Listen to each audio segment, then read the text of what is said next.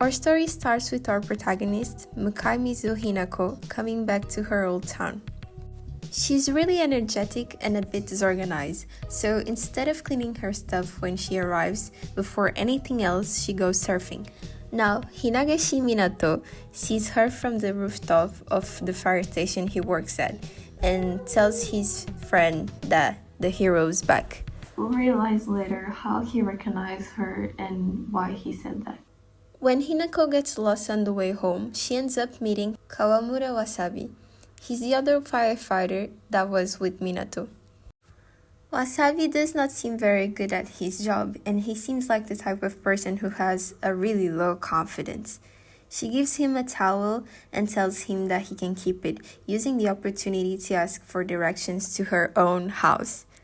I can't blame her. I'm really bad with directions too. He calls her hero when she's leaving, but I don't think she listens.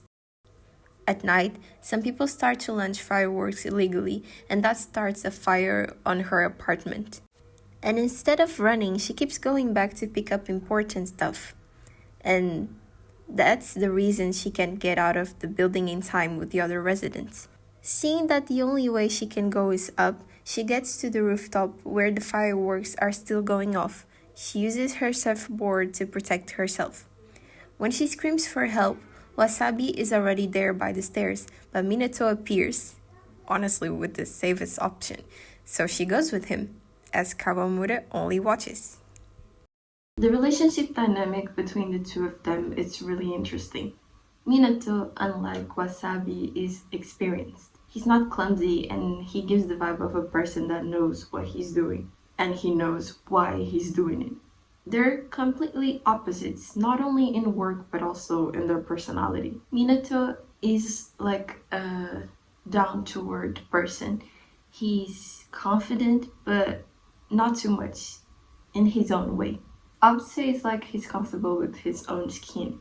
But despite that, he's still like a mentor to Wasabi. And he tells him not to be discouraged because the people that work with them, they're also good because they spend years doing their best, years of hard work. It takes effort. And I think that's a really great way of thinking because I respect people who work to become better instead of just relying solely on their talent. Not because talent is a bad thing, but because if you work to get something, you know how much it costs. So in my vision, it's like you give it more value. That said, I believe you can learn everything you want to if you dedicate yourself to it, but not with your whole heart, because what happens when the passion goes away? Dedicate yourself with all of your discipline, not all of your heart. Minato does not lose time. He doesn't hide his interest for her by playing hard to get or something like that, so she feels comfortable enough to ask if he wants to catch some waves together. They go on their first date and we get to know a few things about them. So, the first thing is that Hinako moved from the 8th floor to the 2nd floor because of the fire. And why am I saying this? Because she moves a lot. I mean, not a lot, she moves like 3 times. Yeah. The second thing is that they love whales, and this is a little bit important, so remember this. And I wrote the name of the whale. It's finless for boys. How do you read that? Finless porpoise. That's how you read that. They love the same song. Be prepared because this song is gonna appear during the whole movie. The first part is in my head. The part that I know how to say because it's in Japanese. At this point, I started to notice their color palettes and how they suit them so well. Blue is cool and calm. You can trust in that color because it gives you peace. It's the sky, it's the sea, it's peace. But orange has more of a vibrant vibe. It's alive. It's full of emotion. And it's interesting because these descriptions fit the characters so well. The blue, the cool, the calm, and the orange, the vibrant, the full of energy. Hinako teaches Minato how to surf, But it's not that easy the first time. He makes her coffee and food and explains that he has an interest in opening his own cafe one day. As time passes, they get closer and start dating. He becomes better at surfing as well. She meets his sister. They also go to a place where you can record messages for people and then it will be said out loud. And they do other romantic stuff as well. At the place where you can record messages and all of that, when she's trying to write his name on a card that's like this, she's trying to write his name, and then he comes to me with the, what are you gonna do? What are you gonna do if he becomes yours too? On the same night, she tells him that the waves are going to be too big because it snowed the day before, and that there's a legend that if you catch those waves, your wishes will become true. After that, they go camping, and I don't know why, but when I thought about this movie, this was the first scene that came to my mind. I don't know why. I feel like maybe it's the vibes, the camping vibes, not because I love camping, the vibes of the anime. I love nature though. This is the scene I thought of when somebody said, ride your wave. Maybe it's because of their conversation. And on my third watch of this movie to make this video, I think I realized why. She had become way too dependent on him. In the movies, her personality type is like really praised. She's the girl that's clumsy, bubbly, and kind of slow, but that doesn't happen in real life. Attention! I was never a disorganized person or an extroverted person. I mean, not like her, but I tend to be a lot like her on the other traits. Even though I feel like I used to be more talkative when I was younger, more extroverted as well, but then I stopped because of life. However, I admire calm people, the ones that are just like that and they're not afraid to bother other people by not talking, by being calm. They're not afraid to bother other people with their calm presence. And people can be really mean to you when you're a quiet person, especially if you're black. If you're too bubbly, you become a pick me. If you're clumsy, you're incompetent. And if you're slow, you're just dumb. But I'm none of those, and she's neither. But I also love people who talk a lot. I love watching them talk. I love how they get excited about things that they're talking about. And I love not having to carry a conversation. But I guess I'm in the middle, but leaning more towards the calm side. So I just want to say that if you're a bubbly person and a slow person or any other of the things that I said, don't be afraid to be you just because some people might not like the way that you express yourself. It's okay. It's okay. And all of this to say that maybe because of her clumsy ways, she felt like she wouldn't be able to ride her own wave because the person she was with had everything already figured out. At least he seemed like it. At that moment, he was the thing that was stabilizing her. He was something that was solid, firm. I don't know if that's a word. Firm on the ground. Solid on the ground. But she wasn't. And she was trying to figure her things out. Maybe that's why she started depending so much on him to be her solid ground. And if everything failed, she still had the person that always knew what to do. The next day, he goes swimming, but when he notices that someone is drowning, he goes to help and never comes back. It was scary how dark the color became for the first time in this movie. Hinato ends up moving so she can run away from the sea.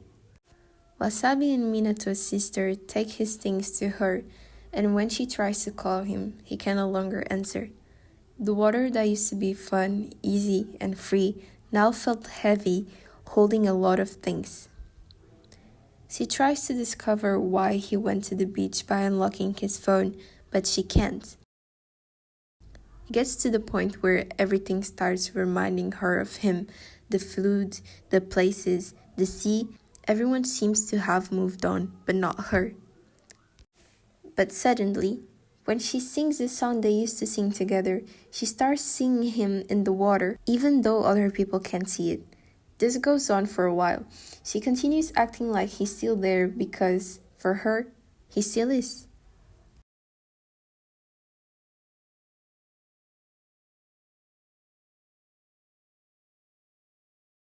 It was like she was dreaming, daydreaming.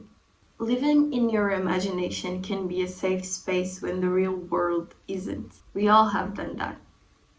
I have done that. I remember when the first time I started to imagine a lot was when I was with my friends, and we were seated on the floor, and then there was the classroom door, and we were sitting here, and we weren't even talking, so we were just sitting on the floor, and I started to imagine random stuff, and I was like, oh, why this seems so real? But I didn't even know I was trying to escape my reality or something like that. It felt so vivid. It felt so real, even though I knew it wasn't real. Slowly, that became a pattern. It seems something so innocent because it saves you from the bad and the boring of the day-to-day life. But slowly you start losing interest in real life because people don't talk the way you want them to, and things don't happen the way you want to. Eventually, it gets to the point where reality starts to feel fake. When Water Minato sees Hinako fall and he realizes he can hold her, he gets mad and confused. They can't hold hands anymore, they can't kiss anymore, they can't be together anymore because they're not supposed to. He asks Hinato to serve for him one more time, but she can't. She's afraid to move anywhere. Maybe that's why he's stuck on the water, because he said he would be forever with her, but now he isn't. She can't move on. And she does not need to if she just pretends he's still there.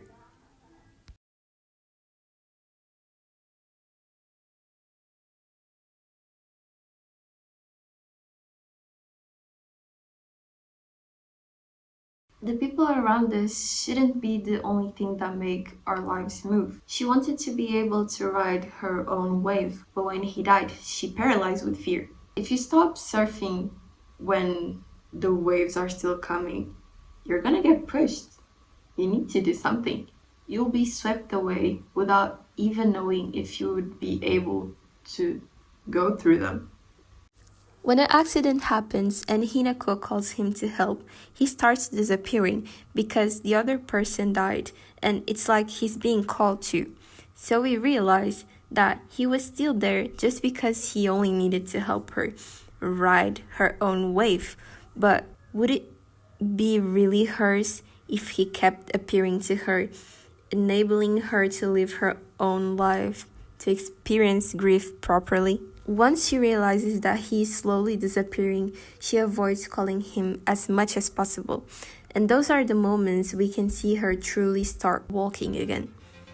She sees that his sister is doing something for herself and her brother instead of holding on to the idea of him not being here anymore solely for the purpose of remembering and being sad. She wants to open a cafe because that was his dream. Wasabi also does its best to become a better firefighter.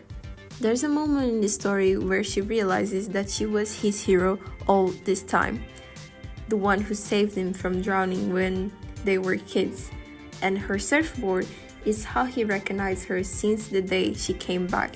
It also explains the thing that he has for whales. A bit.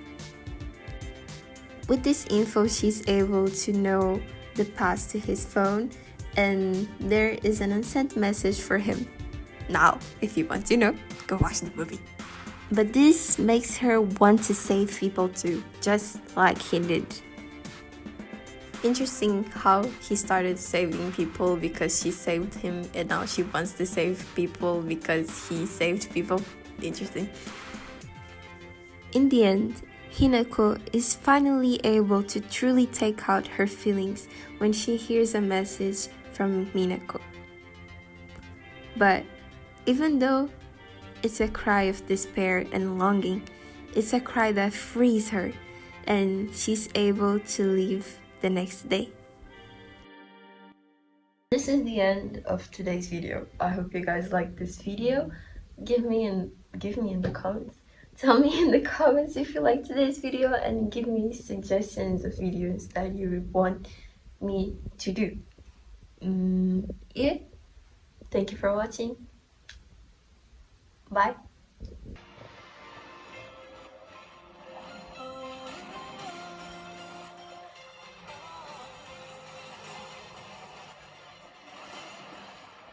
Kimi ga Brand new story.